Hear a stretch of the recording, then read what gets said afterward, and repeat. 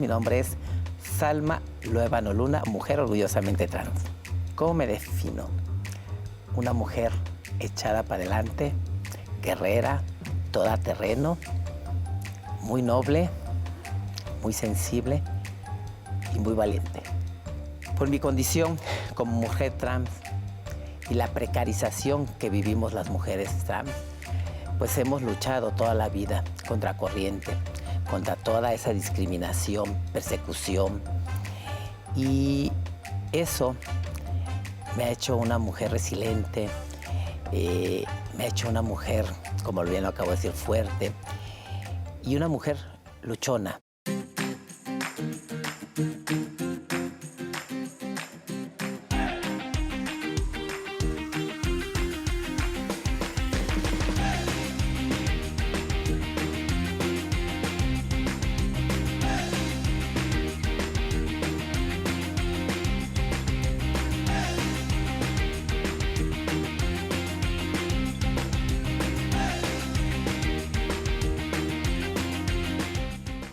George Orwell no tenía duda. Aceptar la civilización como la conocemos hoy es aceptar la decadencia, sobre todo en las formas de vida que se consideran límite en materia de género, porque el género moldea los cuerpos como los cuerpos moldean al espacio. En una sociedad binaria como la nuestra, el tiempo y el espacio no son neutros. Por eso uno de los problemas del pensamiento autoritario es que se pretenda legislar sobre la conciencia de los otros y de sus cuerpos.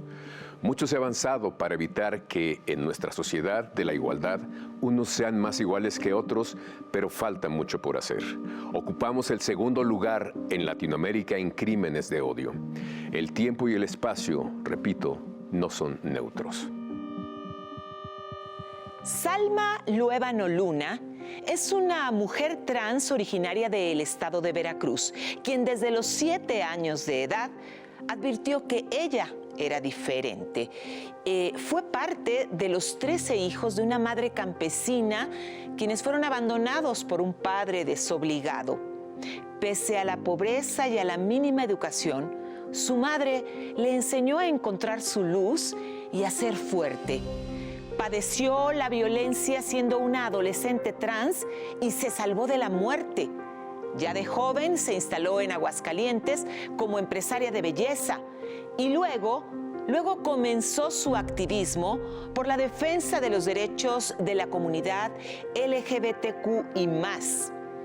Y hoy es la primer diputada trans en el Congreso Federal gracias a las cuotas arcoíris.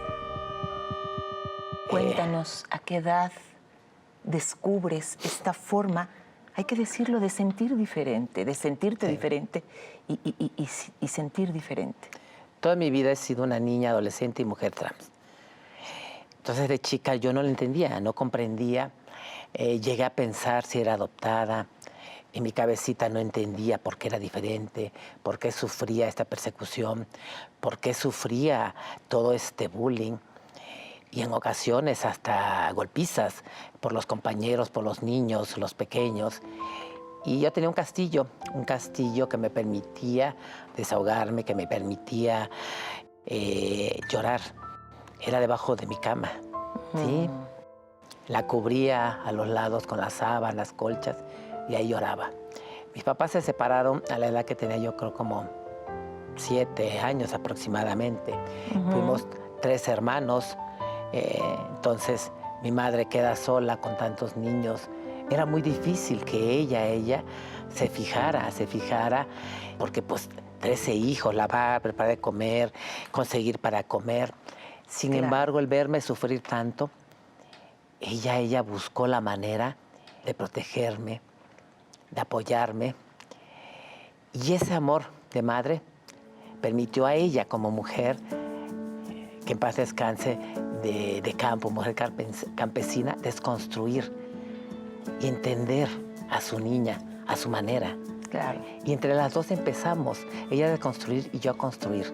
Claro. Y eso, esta mujer guerrera, esta mujer echada para adelante, me ayudó a descubrir esa luz que cada quien tenemos dentro, ¿sí? Y esa luz que me ha permitido desde entonces salir adelante. He tocado piso muchas veces, pero me he levantado cada vez más fuerte. Y eso a una guerrera que fue mi madre. ¿Qué edad tenías cuando empezaste a pensar que tenías que hacer las cosas de manera diferente? Porque las circunstancias se te estaban poniendo enfrente y eran sin duda alguna adversas. Siempre he tenido el apoyo de mi familia y pues de mi madre, bueno, no se diga. Tuve una infancia con la familia bonita, Veracruz, un lugar, Minatitlán, Veracruz, donde en aquellos ayeres todavía había aves. Siempre he sido una mujer resiliente, siempre mi carácter, mi forma de ser, me ha ayudado muchísimo. Y desde chica yo era de irme atrabancada, bien locochona. Y aparte como veracruzana, pelangochona y desmadrosa. Bueno, pues desde chica me iba a nadar a los ríos, a pescar. Y hasta las 8 de la noche, Sí, 8, 10 de la noche. Muy bonito. Tuve dentro de esa parte, sí, muy inocente. Claro. Sí, muy inocente. Y la vida te va enseñando, vas aprendiendo.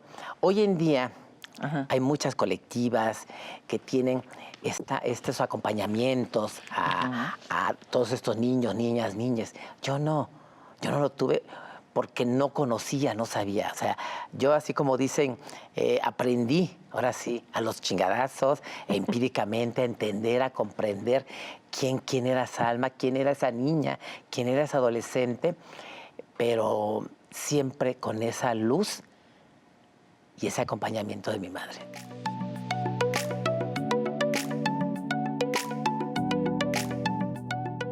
Yo creo que los grandes pendientes son, se pueden resumir en una sola palabra: tolerancia. La tolerancia consiste en aceptar la convivencia armónica, pacífica, con personas que no piensan como nosotros, que no viven como nosotros, que no creen en lo que nosotros creemos, con la única condición de que respeten la ley, de que no transgredan los derechos de los demás. Tu madre, ¿algún hermano, hermana, vecina, vecino, compañero de escuela que fueron tus cómplices? ¿Los recuerdas? Sí, tuve 2 cómplices y que desafortunadamente ya fallecieron. Y uno de ellos en especial lo tengo muy presente. Él fue mi compañero, el otro era más grande, tenía como 5 años más grande, y el otro mi compañero de salón. Maravilloso. Hicimos una conexión muy bonita. Él en un cierto momento se tuvo que ir a vivir a otro estado, al sur, a Mérida. Falleció,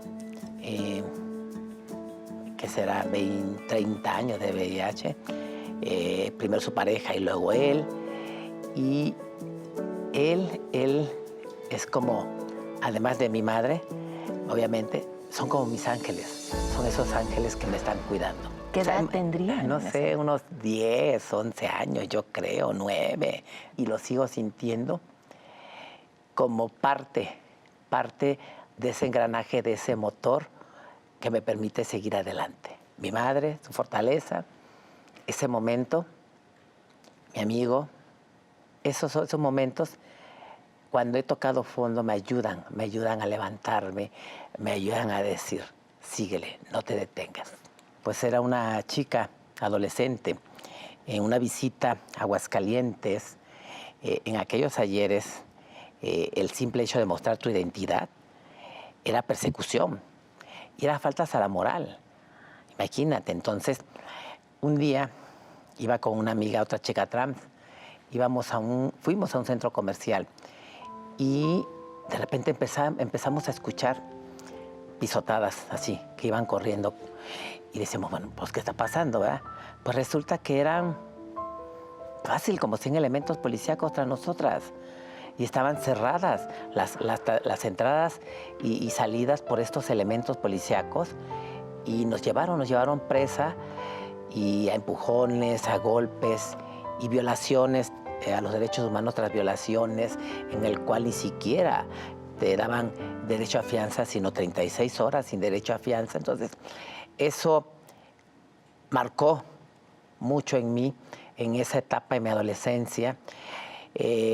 Cuando íbamos a Aguascalientes y que iba con mi madre, yo sufría muchísimo, porque sin cierto momento mi mamá pedía que la acompañara al centro. Para mí, moría por dentro. ¿Qué edad tenía? 16, 17 años. Entonces, para mí era sufrir, llorar por dentro de que mi mamá no me pidiera que yo le acompañara a algún lugar fuera de la casa de mis abuelos.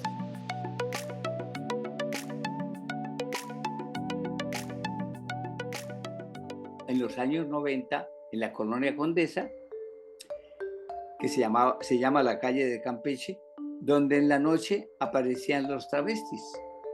Y la gente pasaba y los levantaba y se iba con ellos. Dejaron de frecuentar esta calle y se trasladaron después a la calzada de Tlalpan, no tanto por el rechazo de los vecinos, sino porque a veces había problemas con quienes los protegían y había violencia porque siempre tenían atrás la protección policial, y cuando se negaban a colaborar con la policía para que los dejaran trabajar, había violencia por parte de los policías, escándalos porque se organizaban para rechazar la violencia de la policía, y eso molestó a los vecinos, y la entonces delegación Cuauhtémoc les pidió que se retiraran de esa calle y se fueron a la calzada de Tlalpan, donde siguen todavía por ahí muchos travestis en la noche, pasan en automóvil, uno que otro amigo de disfrutar a los travestis y se los lleva en su coche. Llegué chica de la Ciudad de México, locochona, destrampada, en provincia, ¿sí? Y luego en una zona de doble moral, una zona muy religiosa. Muy conservadora. Entonces llego y no se persinaban, ¿eh? Cañón. Pero siempre he sido fuerte, siempre he seguido adelante. Me costó mucho trabajo cuando llegué, el ritmo que yo traía de aquí de la Ciudad de México allá. Aquí en la Ciudad de México ¿seguiste estudiando? Estudié y ejercí el trabajo sexual. De hecho, me agarró un grupo de pandilla de esa colonia, me quitaron toda mi ropa, no sé qué pensaban hacer conmigo, yo escuchaba entre ellos que me iban a matar. Entonces logré en una luz que me llegó de decirles que se me dejaban hacer pipí, me agaché y en eso corrí, me alcancé a meter a un departamento. Eso fue como eso de la 1, 2 de la mañana. A las 5 o 6 de la mañana yo ya estaba corriendo para Aguascalientes. Y ¿en Aguascalientes estaba tu familia? En Aguascalientes estaba parte de mi familia y la otra parte en Veracruz, en Minatitlán. Salma huyó de la capital del país tras enfrentar la violencia y la muerte en la colonia donde vivía, ubicada en el Estado de México. Volvió a Aguascalientes a pesar de recordar su persecución y detención policíaca por el solo hecho de ser ella y su amiga unas chicas trans. Las encerraron sin derecho a fianza y así las mantuvieron durante 6 horas. Pero ya mayor de edad, ella en Aguascalientes instaló su salón de belleza y luego comenzaría su trabajo como activista a favor de los derechos de las personas LGBTQ y más.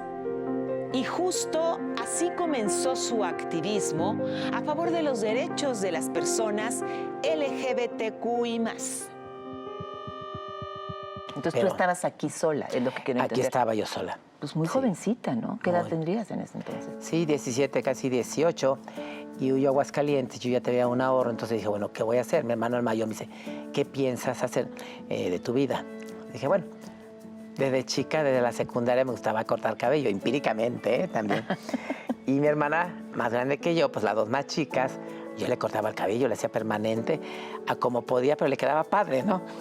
Y tenía unos amigos que tenían un salón de belleza y yo iba y les ayudaba a barrer, viendo y aprendí. Y así puse mi salón sin haber estudiado. Y después obviamente me fui preparando, Y a los fui 17 estudiando. años es toda Sí. una hazaña, ¿no? Sí. Y ahí empieza todo este proceso, cuando me pongo las boobies. Entonces, pues esto causaba mucho morbo, demasiado. Claro. Pero a mí, en lo personal, a mí me era rentable, porque por el morbo iban a cortarse el cabello por lo que tú quieras, pero a mí me valía, eran colas, y yo adrede más y más, y eso a mí me ha funcionado muchísimo. Claro. Esto no quiere decir que no siga sufriendo la discriminación, que no me duela, sí me duele, Claro. pero soy fuerte y permito que no me lastime más allá. Y fue que llegué a Aguascalientes, pero seguía toda esta persecución policíaca a las personas que éramos diferentes. Claro. Y llegó un momento en el que, pues ya, llegó un hartazgo de decir, ya basta tanta persecución. Nos unimos varias compañeras de la población, compañeras trans. Fuimos a Palacio Municipal, capital del estado. No nos recibieron. Regresamos varias compañeras, hicimos la manifestación, nos plantamos. No nos recibieron. Ya teníamos un día de estar ahí plantadas. Entonces les digo yo a mis compañeras, encuérense. Encuérense. Yo creo que ni bien enseñamos una chiche cuando ya nos estaban recibiendo. Esas Sí, verdaderamente grandes ideas, ¿no? sí, y ahí... Porque, pues, me imagino la población tan... Sí, no, y ahí entendí la lucha y decir, ok, se asustan, pues vamos a darles más. Y eso permitió, fíjate, que frenaran un poco esa persecución. Pero a mí me hizo descubrir ese amor a defender, ahora sí ya con causa, con el conocimiento, porque antes luchaba, pero no entendía realmente. Pues defendiendo mi derecho, pero realmente no sabía el enfoque. Ahí sí descubrí que dije, ok, hay que estar unidas, hay que levantar la voz, sí, hay que incidir para que realmente te respeten y respeten tus derechos. Ahí, a esa edad, 20 años, creo 21 años, fue cuando ya empecé realmente a meterme en el tema de la lucha social. Hoy en día un dato muy importante, México éramos el segundo país con más crímenes de odio. ¿El primer país? Éramos el segundo. El segundo. Sí, y Brasil el primero. Ajá. Hoy en día las estadísticas, sí, las estadísticas señalan que somos el país con más crímenes de odio en el mundo. Y son los discursos de odio. Yo he señalado, y lo seguiré señalando, el tema de que dicen que la libertad de expresión. No, la libertad de expresión hay una línea delgadita. Mientras no afectes a terceras personas, sí, no es libertad de expresión. Y desafortunadamente los discursos de odio son la antesala de los crímenes De odio. Glosario. Discurso de odio. Hace referencia a un discurso ofensivo dirigido a un grupo o individuo que se basa en características inherentes, como son la raza, la religión o el género, y que puede poner en peligro la paz social. Fuente: Misión de Asistencia de las Naciones Unidas en la República de Sudán del Sur. Salma, llega un momento en que dices, esto no es lo que tengo que hacer, sino meterme, digámoslo así, a las ligas mayores. Mira, esta persecución o acoso se daba precisamente en los bares. A mí me tocó de entrar a un restaurante que no se daban cuenta y cuando se daban cuenta sacarme. Imagínate la humillación. Claro. Sí, o llegar a un lugar y llegar con tus amigas y amigos y decirte, no entra. Claro. Imagínate por dentro toda esa discriminación, todo ese golpe, ¿sí? A su integridad, a su dignidad. Claro. Ha provocado, además de estos suicidios, ha provocado que sean presa fácil de los vicios. Me imagino. Porque Depresión, fracturas, toda ansiedad. esa depresión, imagínate. Claro. O sea, Ansiedad. yo le he sufrido la depresión. Claro. Me he levantado como ave fénix. Soy afortunada en el sentido que me ha ayudado esa luz que mi madre de pequeña me ayudó ayudó a descubrirte. encontrar, ¿sí? A encontrar, a descubrir y que me ha permitido ser fuerte. No es fácil. Depende mucho de la familia, depende mucho de las circunstancias, de todo lo que nos rodea, pero también depende mucho de uno, de lo que uno realmente quiere y de que si te amas. Yo he aprendido a amarme, a quererme, a respetarme. Yo me amo, yo me apapacho. Salma Luébano fue pionera de las marchas a favor de los derechos LGBTQI+ en Aguascalientes. Aprendió a presionar a las autoridades, pero se cansó de no ver cambios sustanciales, por lo que se metió a la política y se lanzó como candidata a la alcaldía sin tener éxito. Finalmente obtuvo una curul y es la primer diputada trans en el Congreso Federal que llegó a este puesto gracias a las cuotas arcoíris. Y aunque no es fácil, dice, continúa impulsando iniciativas contra los discursos de odio y contra las terapias de conversión. Y me imagino que cuentas, de repente, aunque fueras tú y eran 2 o 3 compañeras, llegó un momento en que volteabas y ya no eran 2 o 3, Claro, ya sí. eran 10 20, y quizás, 30, 40. me imagino, familiares también de ellas, familiares tuyos, ¿no? Sí, así. Entonces, nunca me he detenido por la lucha de los derechos. Nunca. Siempre he luchado, nunca me he quedado de brazos cruzados. Y a estas alturas del partido menos. ¿Verdad? Sí. ¿Quién fue la primera persona que te dijo, o no sé si te acompañó o lograste una posición, cierto reconocimiento entre los medios locales para ser vocera de algún movimiento? ¿Qué fue lo que pasó que finalmente te llevó a la política, a hacer trabajo político? Mira, la misma circunstancia, la lucha, me ha llevado, pues, se podría decir, a ser líder, ¿sí? A levantar la voz, a estar enfrente, a exigir y, pues, a manifestarme, a inconformarme por todas estas circunstancias de violaciones a los derechos.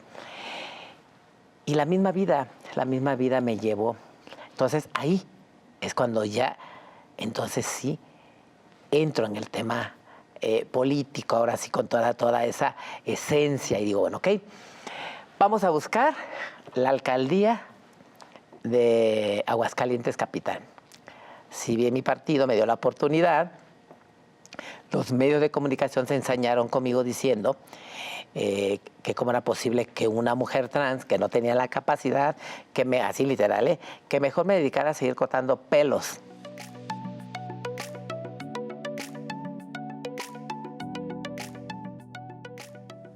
Hay muchos tipos de figuras públicas. Puede ser figura pública por el espectáculo, puede ser figura pública por el deporte o incluso por el mundo empresarial o por la política. Cuando hablamos de contenidos LGBT, los que más batallaron para salir del closet fueron los políticos, porque ahí sí ya no había vuelta de hoja. Si salían del closet, algo iba a cambiar. Por eso fueron los últimos en aparecer en el mapa. Por eso son los más importantes, porque ya cuando llegamos a los políticos fuera del closet, ya hablamos de un cambio en las leyes, ya hablamos de una situación distinta. Ojalá más políticas y más políticos se animen, porque entonces sí, los mensajes van a ser todavía mejores. ¿Cómo ha sido ese trato? A nivel político. Mira, somos la 65 legislatura de la inclusión, de la paridad y la diversidad. Pero al igual que tú como mujer cis y como mujer trans, en el tema de que ya hay paridad y que hay igualdad de las mujeres y en todos los espacios, en todos los sueldos, sabemos perfectamente que no. Hay mucha simulación. Dentro de todas estas circunstancias tan lamentables, afortunadamente ya estamos ahí, ¿sí? Ya estamos ahí las mujeres trans. Y esto, con mi trabajo, ha permitido que esa agenda que les daba miedo y que les sigue dando miedo y que aquí la tenían, afortunadamente ya esté aquí, ya se hable de ella. Sobre la mesa. Sí, sobre la mesa. De igual a igual. Sí, de igual a igual. Esta cúpula, tenemos que presionarla, ¿sí? Tenemos que obligarla, porque no les interesa la agenda de la mujer. esta cúpula del patriarcado, ni de la diversidad, ni de la discapacidad, ni de los migrantes. Si hemos ocupado los espacios como mujeres, migrantes, discapacidad, ha sido a golpe de sentencia. En los tribunales se les ha exigido, todas son importantes, porque todas estas iniciativas hablan de la dignidad y los derechos humanos. Hay una que lo he estado señalando ¿sí? a lo largo de esta entrevista, el tema de las ECOSID, las mal llamadas terapias de conversión. Glosario. Terapias de conversión. Tienen por finalidad cambiar la orientación sexual de una persona o su identidad de género. Existen 3 estrategias principales: la intervención psicoterapéutica, las prácticas médicas y las intervenciones basadas en la fe. La práctica de las terapias de conversión no solo es ineficaz, sino que también puede ser extremadamente dañina, ya que se presentan sensaciones de dolor y sufrimiento, que permanecen durante mucho tiempo en la mente y el cuerpo de la persona. Fuente: Oficina del Alto Comisionado de las Naciones Unidas para los Derechos Humanos. Salma, ¿qué podemos hacer la sociedad para ser más empáticos? Mira, algo que he señalado que es muy importante y que de hecho le pido yo a mis hermanas trans que ocupemos todos los espacios, que seamos cada día más visibles ocupando todos estos espacios. ¿Por qué? Porque esto permite normalizar lo que es normal. El vernos en los espacios, en todos aquí, en un banco, en una empresa, en los públicos, claro, como diputada, en programas de televisión, da mucha visibilidad. Okay. Esto educa y esto sensibiliza. Este es un tema de respeto, es un tema cultural, es un tema totalmente de cultural. Eso tenemos que enseñar a nuestros hijos, hijas y nosotras mismas a desconstruir. No es otra cosa más que de respeto y educación. Por eso tenemos que estar en todos lados para desconstruir. Y se tiene que normalizar, porque esa es mi meta, normalizar lo que es normal. ¿Sí? Yo les invito a que respetemos. O sea, no necesitas ser la causa para respetar la causa. Muchas gracias, Salma, de verdad, muchas gracias por esto. ¿Algo que quieras agregar? Pues decirles que encuentren su luz, que busquen esa fuerza en su interior que todo mundo tenemos y que se amen. El amor rompe barreras. El amor es el amor y nos permite avanzar. Hasta aquí la historia de Salma Luébano. Yo los espero aquí la próxima semana en Transcultura, ese punto de encuentro de los distintos que comparten lo esencial.